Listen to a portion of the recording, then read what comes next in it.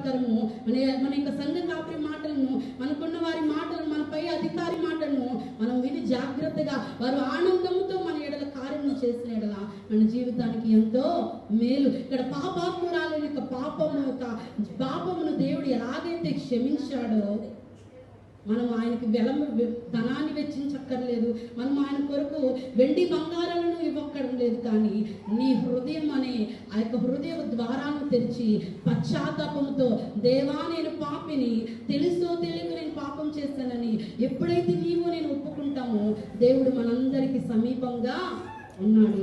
ఆ రోజు దేవుడు ఆ పాపాత్మురాలను క్షమించిన రీతిగా దేవుడు మనల్ని కూడా క్షమిస్తాడు. మన మీద ఆయన దీవెనలు మెండుగా ఉంటాయి. చిన్న వాక్యం దేవుడు తన వెనుకల్లో దీవించి ఆశీర్వదించిన కాక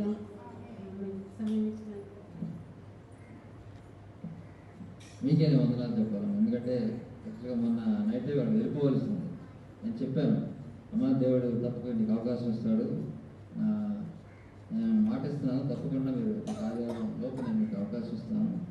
మీరు ఆదివారం లోపు మీకు మెసేజ్ ఇచ్చి సంఘంలో ఆదివారం చక్కగా భోజనం చేసుకుని వెళ్ళండి సమాధానంగా అని చెప్పినప్పుడు నా మాట గౌరవించారు. నా మాట గౌరవించి ఉన్నందుకు వారికి ప్రత్యేక వందనాలు. Praise Lord. మంచిది. మరి వాక్యానికి వెళ్ళిపోదాం.